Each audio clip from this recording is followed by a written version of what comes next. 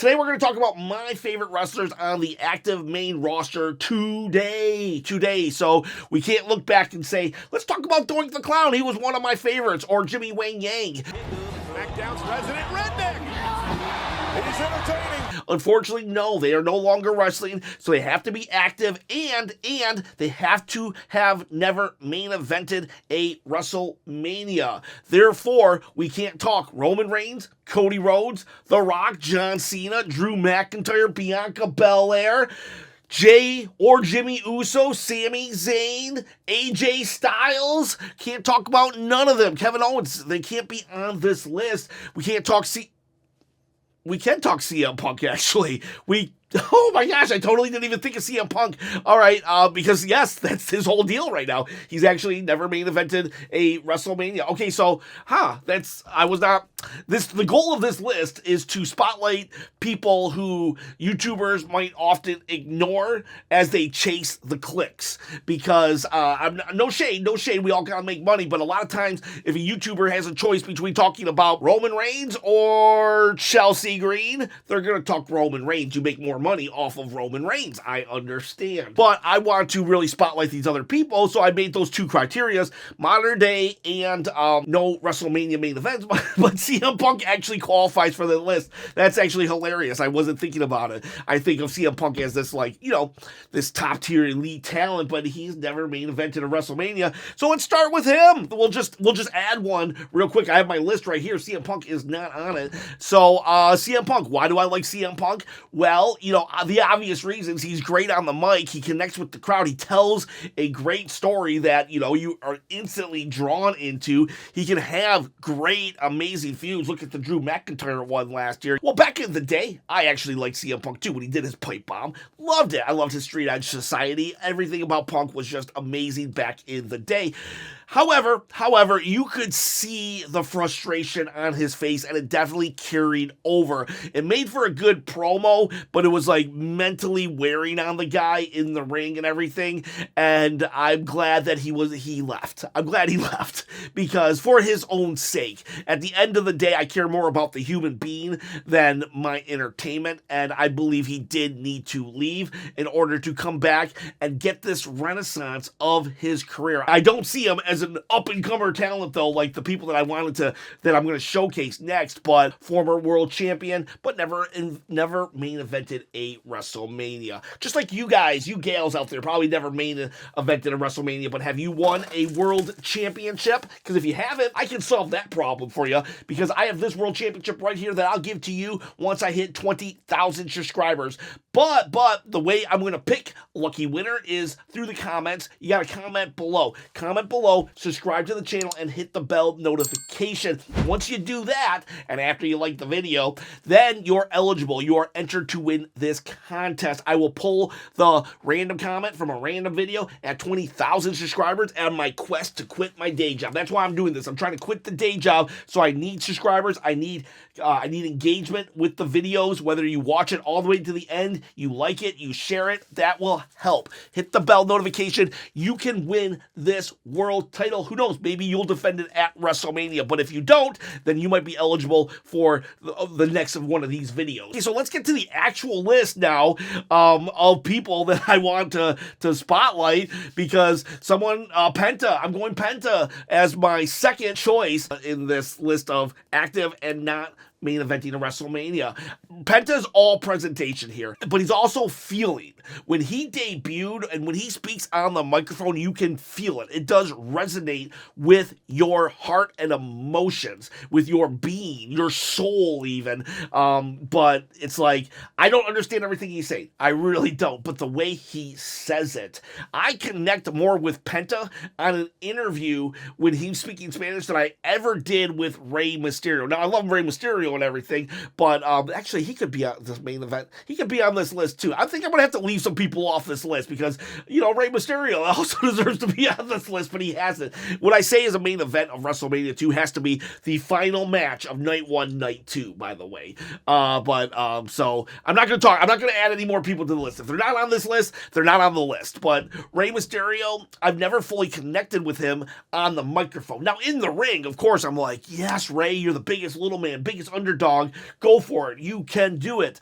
But Penta, when he gets on the mic, Spanish, English, don't matter. I am with him. I'm just rooting for him. I love the presentation, too. He's very much like a current day La Parka, R.I.P. La Parka, also currently. Good luck to the new La Parka in AAA. That's a side note. Don't worry about it if you don't know what I'm talking about. But he's definitely a, he's not the luchador in the sense that North Americans tend to think, in that he's definitely more power than he is the flippity flips. Now, his brother Ray Phoenix, who has reportedly signed with WWE, is going to be more flippity flips, but Penta is not. Love his in-ring style. He is still getting used to the WWE ring-in style, so I'm giving him about a year grace period, because he is botching. He is botching, but they're not horrible botches. So I hope that he can get used to it, because the WWE ring is not like an AEW ring or a New Japan ring or a AAA ring or a TNA ring. They're all different. And Penta, I believe, has what it takes to really... he might be, if we're just talking like, oh, we're looking for the next luchador to sell masks for the next 10 years, it could be Penta. It definitely could be Penta. And he's not the next Rey Mysterio, but he can, maybe he can be his own person that people will start saying, okay, well, we gotta find the next Rey Mysterio, and we gotta find the next Penta. I'm loving Penta right now. I wish he would pull back on some moves. The Mexican Destroyer, he doesn't need to be doing that all the time. His armbar break, he should do it as a heel or in a very heated rivalry. I hope the road agents start pulling him back on some moves. And you're like, why does he got to pull back on moves? Why can't he just do the moves all the time? If we see the moves all the time, we get desensitized by it. It's like Randy Orton's punt. He hasn't done that in years, to the point that whenever he even teases that punt, it becomes news. So, that's what I'm basically saying. I think Penta has a very bright future ahead of him, and I'm very much digging him right now.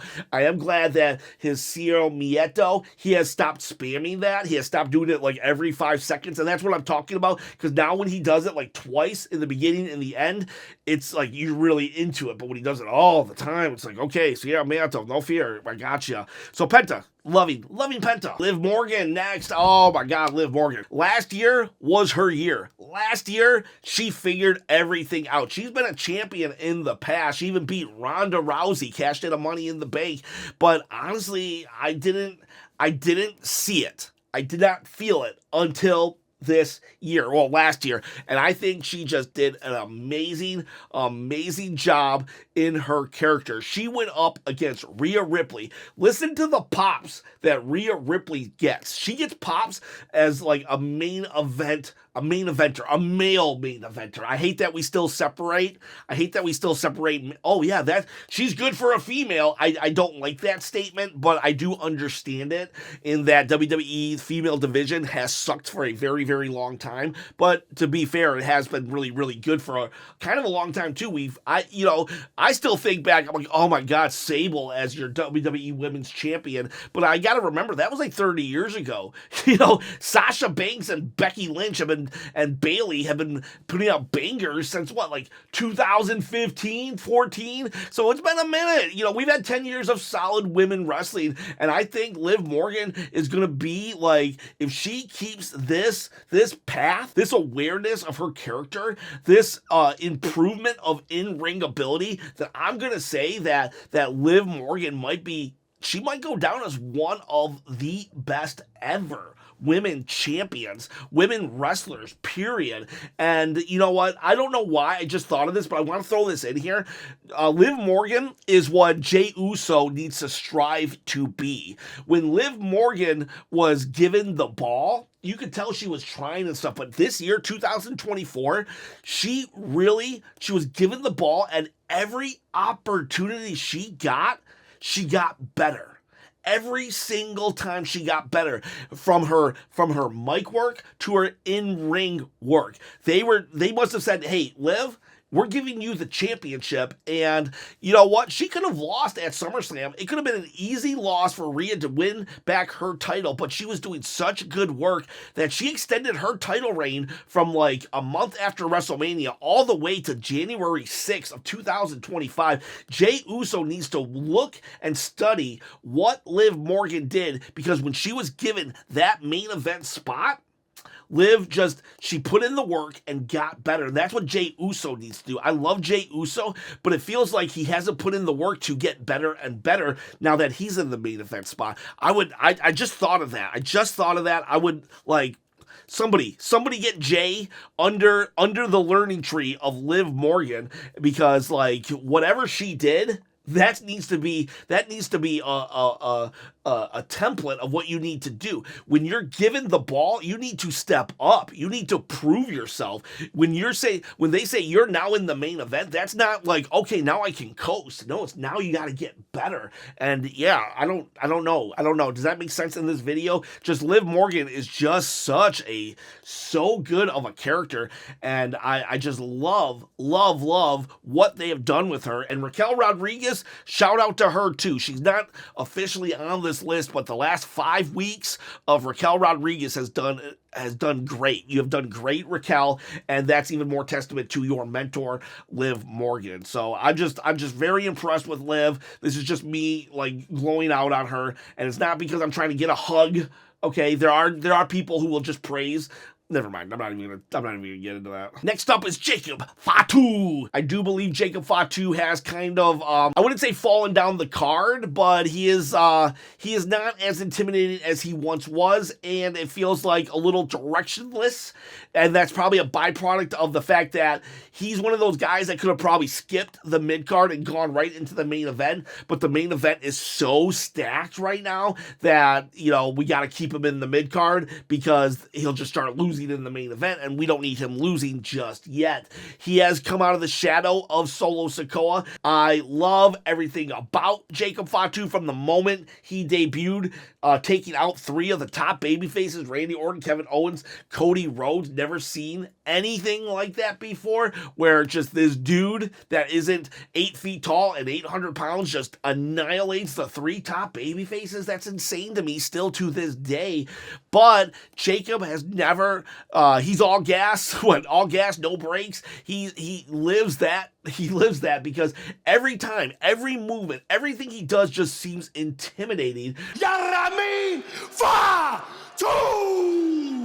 From just the way he looks, like he just he'll watch you walk away and he'll look like he's gonna, like, I don't know, if looks could kill, that would be Jacob Fatu's finishing move. The dude is just so freaking intimidating. Jacob Fatu, the way he talks on the mic, when he walks into the arena and he has a full ski mask on, it's like, it's scary. It is scary. Jacob Fatu is the total package, and I cannot wait for maybe October or September when he can really start actually getting into the main event scene, or maybe next year when the whole John Cena thing plays out. But yeah, Jacob Fatu, he's the future, and I'm really much, I just dig his aura, even if it's not as good as it once was. All right, we gotta go quicker if I'm gonna get these in, because I didn't plan on talking about Liv Morgan or CM Punk as long as I did. Probably Penta as well. We got, next up is Naomi. God, I love this new Naomi character.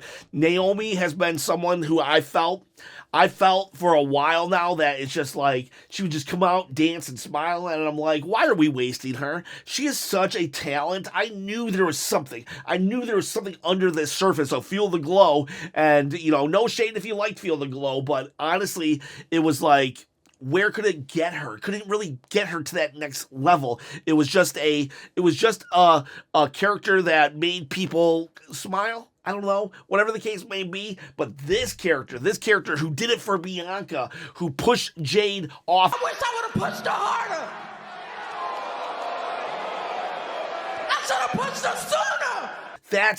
That's the fire that I've needed. And and it might be a little too soon to tell, but I'm putting her on this list because she has been floundering for like 7 years. That's like the last time she won a championship in WWE. Granted, she did go to TNA. I'm just going to ignore that run right there. And she did great in TNA, but I'm just talking WWE.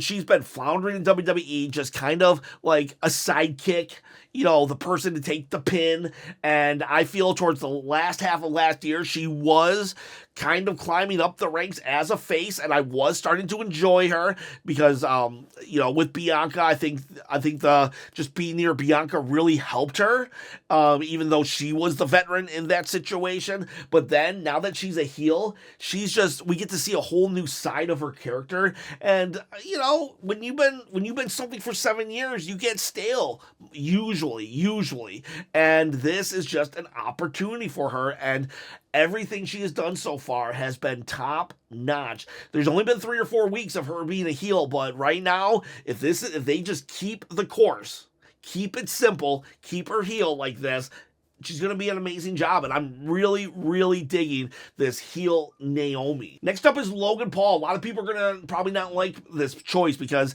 it seems like even though we all respect his wrestling ability, people seem to hate Logan Paul on a human level, not even a I hate you as a wrestler level. So if that's not the case, maybe just skip over this one if you have such a strong opinion on Logan Paul. As a wrestler, you know, there is no denying how good he is. As a heel, there's no denying how good he is. I do feel that his mic work is suffering a little now that he is that WWE has kind of switched more to a less scripted and more you go out there and do your thing type of presentation. When Logan Paul got with like against CM Punk, Drew McIntyre, he definitely looked like an amateur. If Logan Paul wants to be in the main event, just like I said about Jey Uso earlier, you need to step up your game. I don't know what you got to do, Logan Paul, but you got the money to buy an acting coach or something or improv lessons. Your mic skills do need to improve. You're a great mid-card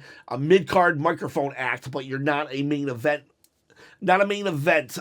microphone act, but that's okay. He brings a lot of power and star power to the presentation. What I really like about Logan Paul, though, is he has another YouTube channel, and whenever there's like a PLE, he'll actually do a vlog on about going to that PLE, and it's a really cool behind the scenes stuff where he'll talk about how he has like a running feud going with, I think, Stu the cameraman and Michael P.S. Hayes. There's a clip of him hitting on Tiffany Stratton, and it's just so funny. It's just the stuff he does is so funny. He was with Liv Morgan once, and Liv came in all white, and he was like, "Oh, you're all white. You look like my sister." And she's like, "Let me see. I didn't know you had a sister." Dude, you even kind of look like my sister. You have a sister? Yeah. Let me see her. And he shows a picture of his brother, Logan Paul. What's the other Paul brother? Whoever the other Paul brother is, that's who he showed, the one that fought Mike Tyson. And then Liv Morgan laughed. He gave a shirt to Rhea Ripley thinking that he was like hot stuff, and Rhea just threw it away. She's like, "Oh yeah, my dad will like this." And then she throws it away. It was just funny.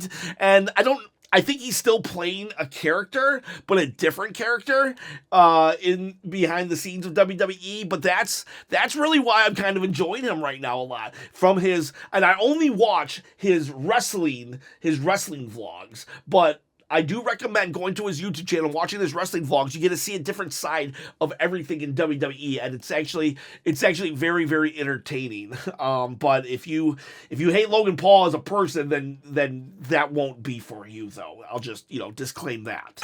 So my list is like so much longer, and I just think I talk too much. And I don't want to go quick. I just don't want to go quick. So I might have to make this a part 2 video because I still want to talk Dominic Mysterio, Chelsea Green, Gunther, El Grande Americano, Chad Gable, Ivy Nile, Mello, Carmelo Hayes. I mean, and that's not even including tag teams like DIY or Pretty Deadly, Street Profits. So I'm gonna have to just do do another one of these. Let's just end it with Carmelo Hayes. Carmelo Hayes, I think right now, is definitely 100% not getting the TV time that he deserves.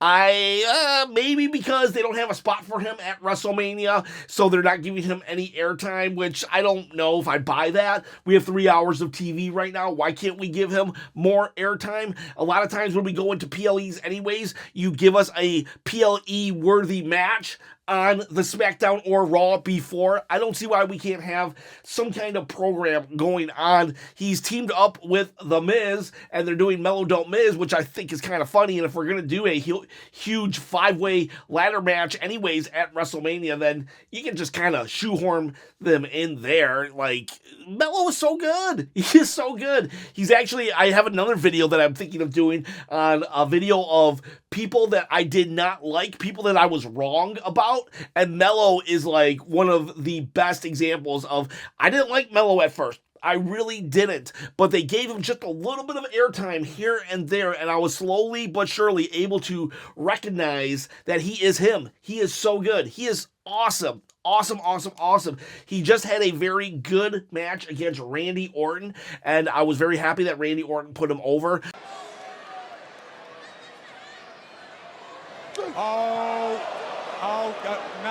Even though he lost, but I do feel that Carmelo Hayes looked strong in that loss. It's okay to lose to Randy Orton. Give me a break. It's not okay to have a really good competitive match against Tozawa, though. But yeah, so Carmelo Hayes just, I feel after SummerSlam, we really got to do something with this guy. Okay, he's been on the main roster. I think he's proven himself.